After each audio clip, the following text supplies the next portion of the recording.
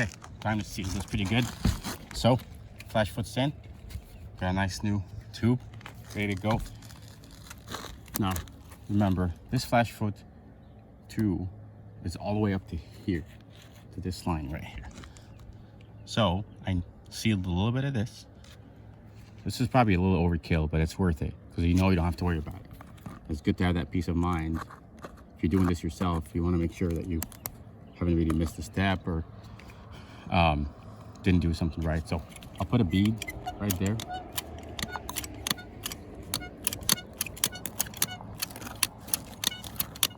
Seal the top of this.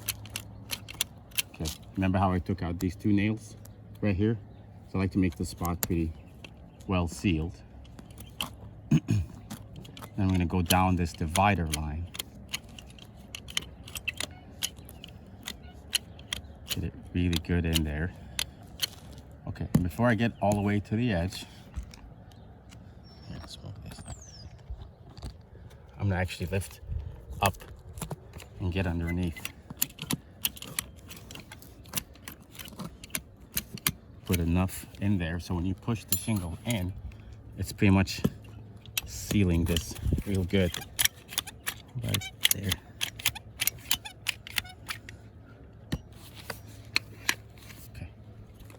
There we go.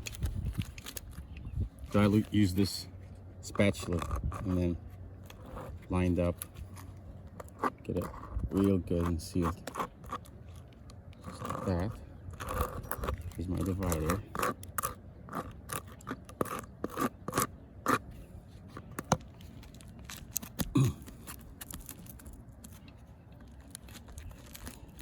You'll see some of the sealant actually ooze out, and that's okay, because remember, it's making a bond between the underside of this, in my case here, the flashing. So I'm going to go ahead and finish this, and then I'm going to go across.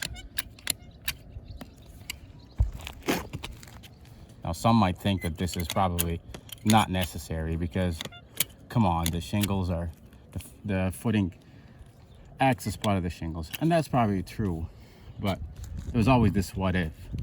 $6 tube of sealant, peace of mind. Yeah, I'll take that deal any day. What I also like to do is seal the sides.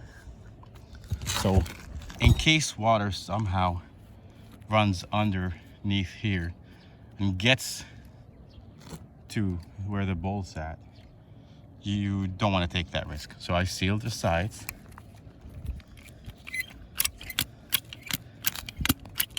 Right below the edge of that center circle where the bolt goes.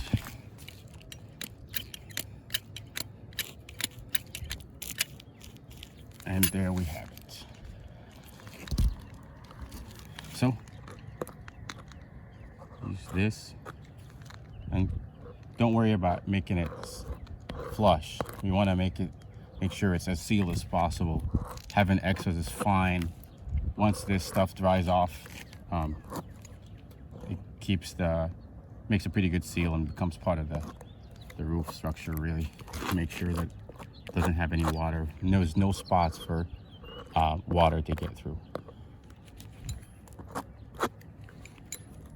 Okay, I think I got this one pretty much done. So this is what it looks like. Sealed where I took out the nails. Sealed the divider right here. Sealed underneath these 2 shingles. Sealed the sides of the flashing.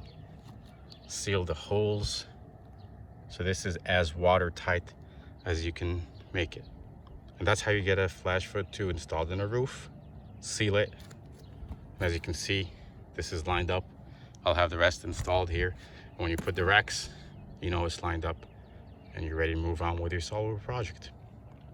If you found this video helpful, go ahead and click that like button, subscribe to the channel, and hopefully this will help you do your own solar project.